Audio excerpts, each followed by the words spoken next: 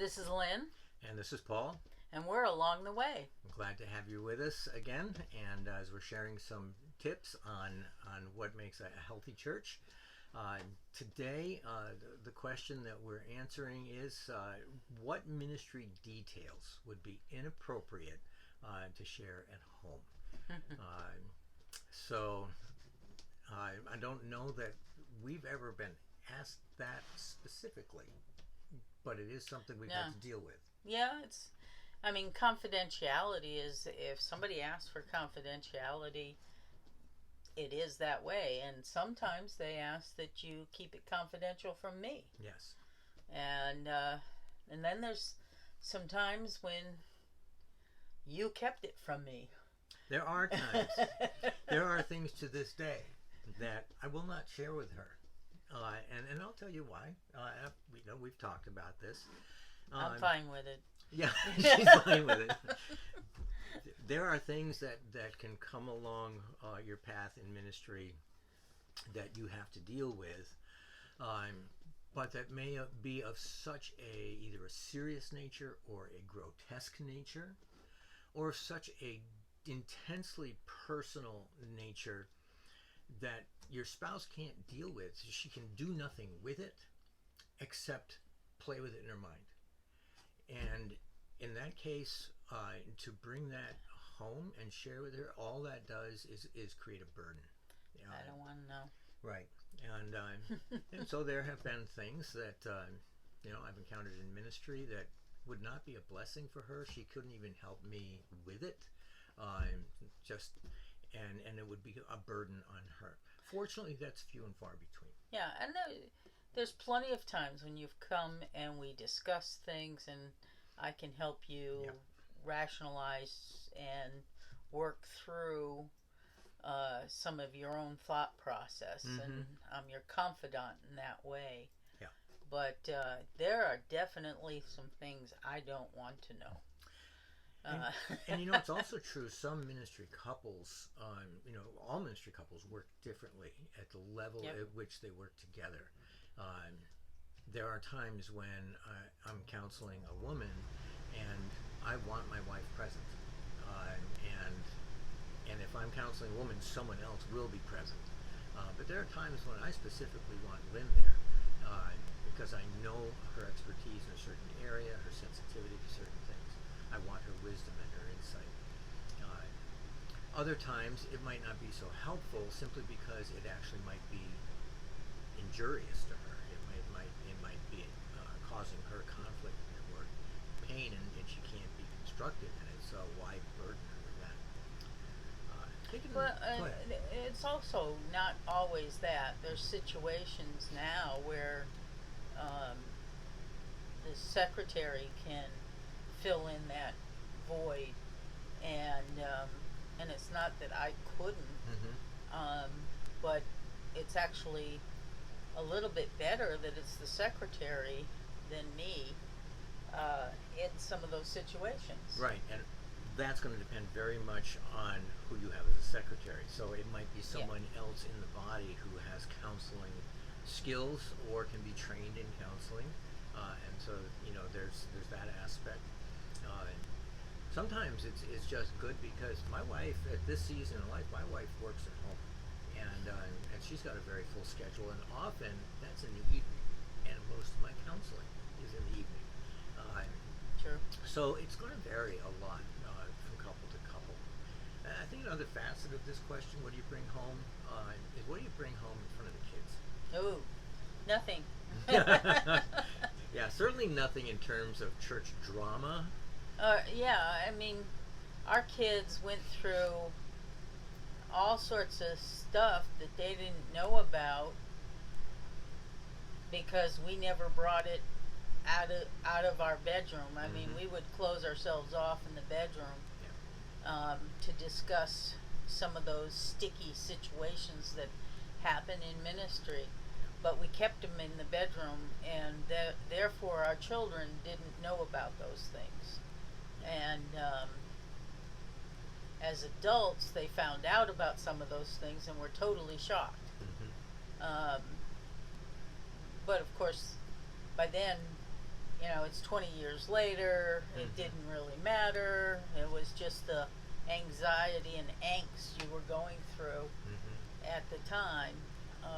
You're protecting your children in that case, Right. because you don't want to put them in a situation where all they can do is react in their minds, and sometimes react outwardly based on that.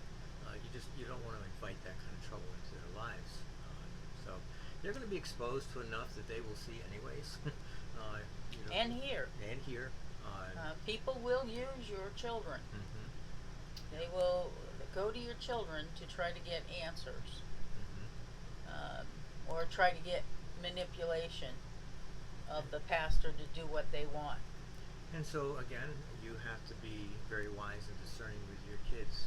Your first ministry is to your family. You need to protect them, walk them through that with grace and wisdom, so that they can grow up learning to handle things like that with grace and wisdom. So Absolutely. yeah. So I think Absolutely. we could spend a lot of time on this. It'd be so easy, but I think you get the gist of it. Is there anything practical, one incident that comes? I mean, I got one that comes to mind, and that's where I said to Paul one time, we've dealt with every sin known to man except for one. And he said, which one?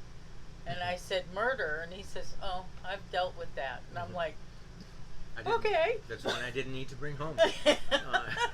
I don't want to know.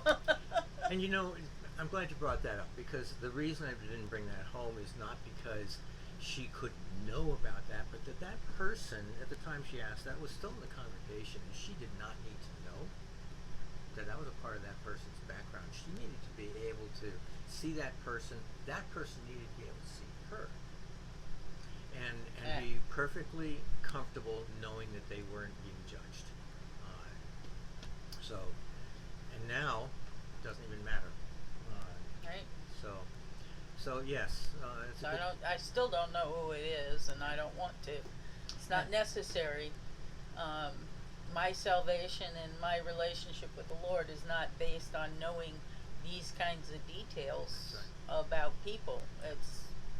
That is one of the things for the wife of the pastor to learn, that she doesn't need to know all the details. And that's hard sometimes, because you want to know, and then you have to get to the point where you accept that you don't need to know all the details. Yeah, and for the pastor, it's all equally difficult, because ideally your wife is your confidant. You want to be able to share things with her where she can give you counsel and wisdom and advice, be a prayer partner in it, and you can still have all of that, and still draw a line where you're just protecting her with her willing acceptance. Though that's a dynamic you have to work out between yourselves as a couple. Well, and I love being able to tell people, if they find out that Paul's dealt with all the sins known to man, and they ask me, well, who? And I go, I don't know. Plausible deniability. I don't know. I honestly don't know, and That's it's right. a very truthful answer. They might find that hard to believe, but I don't even want to know. Which says to that person who might be curious that she can hold a confidence, that I can hold a confidence, That's and true. so it makes us that much more trustworthy in that person's eyes. That's true. Well, I hope this has been helpful, and if you have some questions or comments, I'd love to have you share with us your experiences in this respect, what you've wrestled with successfully, or maybe even not so successfully, that others can learn from.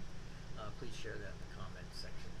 Yeah, and if there's sometimes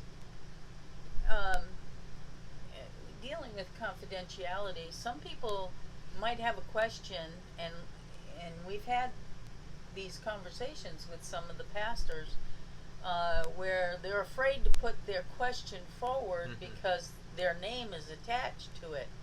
So if you have a question like that you need confidence, you can email Paul at Pastor Coleman at fbcma.org. That's Pastor Coleman, not Paul. Pastor Coleman at fbcma.org. Yes, and we will certainly respond to you. And when we post the question, it'll be anonymous. We'll put that as if it's posted at all with any kind of Or if we just address it in correct. a video. We will keep it anonymous. So. Thank you for trusting us in that as well. Yeah. Well, if this has been helpful, hope that you press like and make And sure subscribe. and subscribe. That will help us a lot.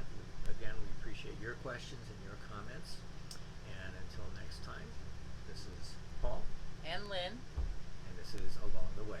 we'll see you along the way.